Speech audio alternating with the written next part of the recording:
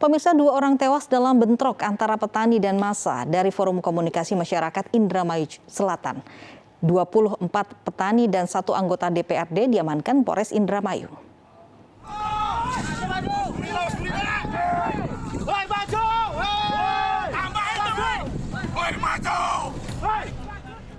Dua kelompok petani ricu di sebuah lahan tebu milik PG Jati 7, Desa Kerticala, Kecamatan Tukdana, Kabupaten Indramayu, Jawa Barat, Senin kemarin. Para petani bentrok dengan membawa senjata tajam dan saling menyerang antar kelompok.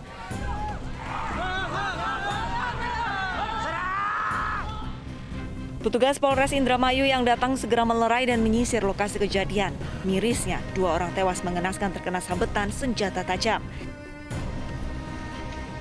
Polisi pun mengamankan 19 orang di lokasi kejadian dan 5 orang lainnya yang bersembunyi di rumah mereka masing-masing.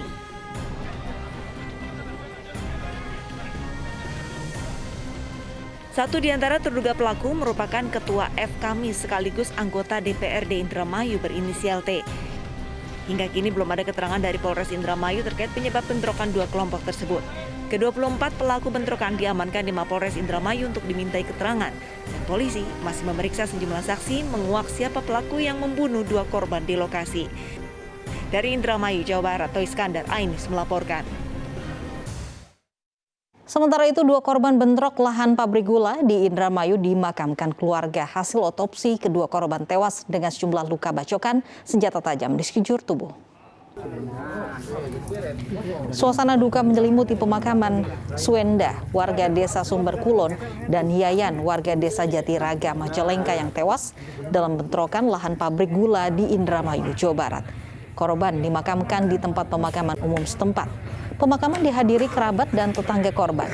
Dari hasil otopsi, keluarga mendapat informasi bahwa keduanya tewas akibat luka bacok senjata tajam di sekujur tubuhnya.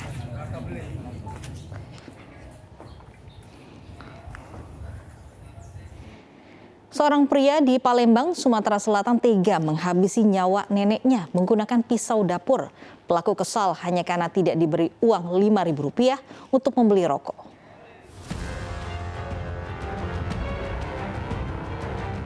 HA, warga Sentosa Seberang Ulu 2 Palembang, Sumatera Selatan, dikirim ke Polsek Seberang Ulu 2 Palembang. Pemuda 20 tahun ini diamankan setelah menghabisi Manisa, 60 tahun, neneknya sendiri dengan sebilah pisau. Pelaku kesal hanya karena tidak diberi uang Rp5.000 untuk membeli rokok. Saat cucunya meminta uang, sang nenek mengaku tidak memiliki uang. Korban yang meregang nyawa akibat menderita 14 tusukan di tubuhnya dimakamkan di TPU Talang Kunyit. Cerita ya mungkin seperti itu istilahnya kan, istilahnya gara-gara minta uang dengan neneknya. Jadi istilahnya itu mungkin marah si pelaku, akhirnya ya menikam neneknya itu. Berapa jumlah uang di pihak pelaku? 5.000. Katanya 5.000 istilahnya. Polisi mengamankan barang bukti senjata tajam yang digunakan pelaku. Polisi juga akan memeriksa kejiwaan pelaku yang terancam pasal 340 KUHP dengan hukuman penjara seumur hidup atau hukuman mati. Dari Palembang, Sumatera Selatan, Muhammad David, iNews melaporkan. Polisi kembali memeriksa lokasi tempat kejadian perkara kasus pembunuhan ibu dan anak di Subang, Jawa Barat. Hingga kini polisi masih belum berhasil mengungkap siapa dalam pelaku pembunuhan tersebut.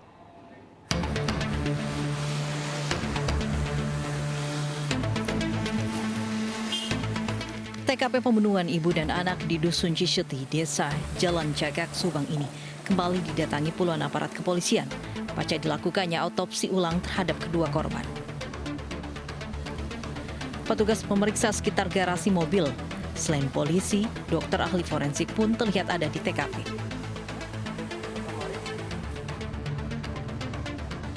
Sebelumnya, dokter ahli forensik sempat membongkar kedua makam korban pembunuhan untuk keperluan otopsi ulang. Namun otopsi ulang tidak disaksikan oleh pihak keluarga.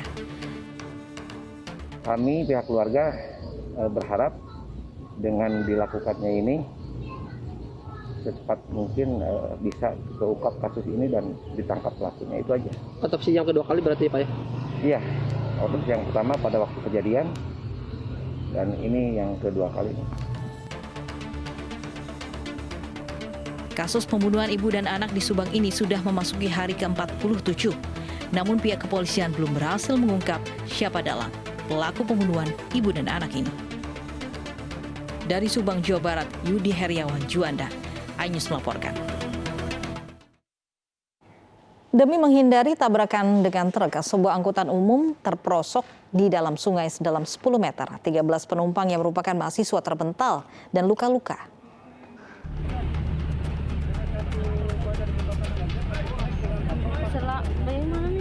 Sebuah mobil angkutan kota bermuatan 13 mahasiswa terjun ke sungai di Kendari, Sulawesi Tenggara.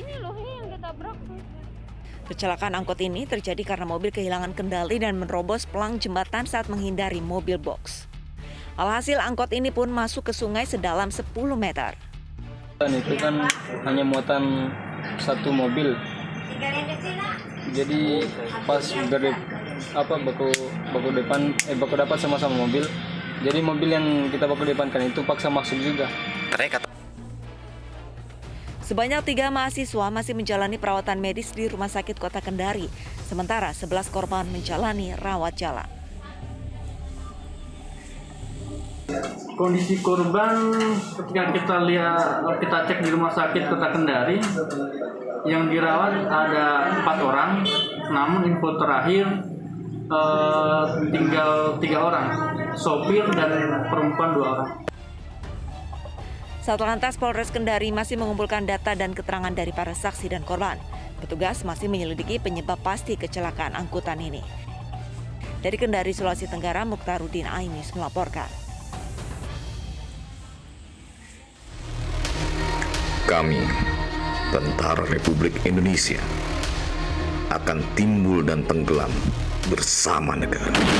Seluruh prajurit TNI adalah alat utama pertahanan negara untuk melindungi segenap bangsa dan seluruh tumpah darah Indonesia.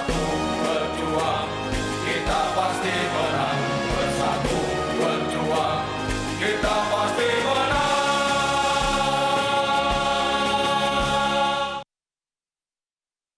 Pemirsa, hari ini Tentara Nasional Indonesia genap berusia 76 tahun. Upacara peringatan digelar di Istana Merdeka Jakarta dengan protokol kesehatan ketat. Peringatan Hari Ulang Tahun TNI ke-76 tahun digelar dengan protokol kesehatan ketat di Istana Merdeka Jakarta.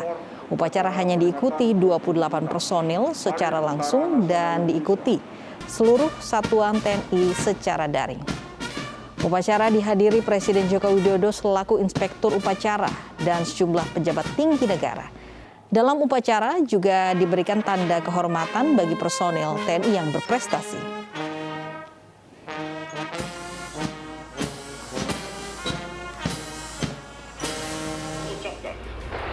Selamat ulang tahun ke-76 Tentara Nasional Indonesia. Bersatu, berjuang, kita pasti menang. Salam, swabana paksa. Dan sebagai puncak acara peringatan Hari Ulang Tahun ke-76 TNI digelar atraksi udara yang melibatkan 3 matra TNI. Aksi udara yang melibatkan 18 pesawat tempur dan 8 helikopter alutsista TNI digelar di atas Istana Merdeka. 18 pesawat terdiri dari T-50I Golden Eagle, F-16 dan Sukhoi. Sementara 8 helikopter terbang dengan membawa bendera merah putih dan bendera 3 matra TNI. Hal ini sebagai bentuk kebanggaan personil TNI dalam merayakan ulang tahun ke-76. Atraksi ini juga bisa dinikmati warga ibu kota yang berada di kawasan Monas dan sekitarnya.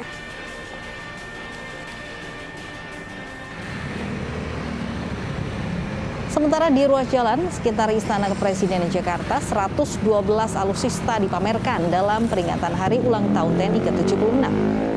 Warga yang melintas sekitar Jalan Medan Merdeka Utara dan Medan Merdeka Barat dapat melihat langsung kendaraan taktis Anoa dan kendaraan taktis lainnya milik TNI.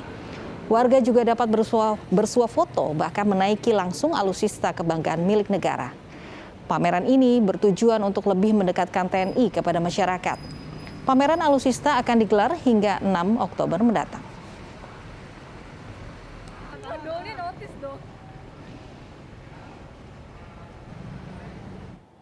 Dan sudah bersama kami ada Kevin Pakan di Jalan Medan Merdeka Barat. Kevin, apa saja alutsista milik negara yang dipamerkan di ruas jalan depan Istana Merdeka Jakarta? Ya, selamat siang Lovi dan pemirsa. Memang benar sekali hari ini Tentara Nasional Indonesia merayakan hari ulang tahunnya yang ke-76. Dan memang euforia ini begitu terasa sejak tadi pagi kami mantau bahwa terdapat sejumlah rangkaian acara seperti adanya rangkaian upacara dan juga adanya pertunjukan udara flypast dengan adanya 18 pesawat tempur dan juga 8 helikopter yang membawa bendera sangsaka merah putih dan juga bendera yang berlambangkan TNI berukuran 20 x 30 meter. Dan memang terkait pertanyaan Anda, apa saja sebenarnya alutsista yang dijajarkan atau dipamerkan di hari ulang tahun TNI yang ke-76 ini, yang mana terdapat 112 alutsista yang dijajarkan, diantaranya adalah ada 35 unit kendaraan taktis ANOA, kemudian ada 8 unit Indonesia Light Strike Vehicle, kemudian ada 19 unit P6 ATAF dan juga 24 kendaraan rudal Mistral dan lain-lain. Dan pemirsa, saat ini saya sedang berada di kawasan Jalan Medan Merdeka Barat. Seperti yang terlihat di belakang saya saat ini, terdapat salah satu alutsista. Dan untuk mengetahui sebenarnya ini alutsista jenis apa dan fungsinya apa, saat ini sudah bersama dengan saya dari Dantim Aksi Khusus Sat Bravo 90 Paskas TNI AU dengan Letu Isnain. Halo, selamat siang Pak Isnain. Selamat siang Mas. Pak, bisa dijelaskan terkait kendaraan taktis yang dijajarkan atau dipamerkan di Jalan Medan Merdeka Barat ini seperti apa Pak? Oke. Untuk kendaraan taktis yang ada di depan Masnya ini adalah P6 ATAF varian 3 atau versi 3. P6 ini merupakan kendaraan buatan PT SSC Tangerang yang sudah ada sejak tahun 2016. Ini merupakan varian tipe terbaru yang dimiliki. Dan kebetulan untuk alokasi di TNI sendiri ini ada di Satuan Bravo 90 Paskas yang punya untuk varian baru. Ini versi 3-nya. Untuk versi 1, versi 2 juga dimiliki oleh matra lain. Kopassus, Denjaka itu punya. Kostrad punya. Seperti itu. Pak Isnain, kalau kita lihat juga di atas ini ada seperti ada pemancar atau radar. Ini sebenarnya apa Pak namanya dan fungsinya seperti apa Pak? Oke, jadi untuk kendaraan ini P6 yang varian 3 ini merupakan yang terbaru tadi saya jelaskan, punya sistem kendali senjata yang lebih mutakhir dari varian 1 maupun varian 3.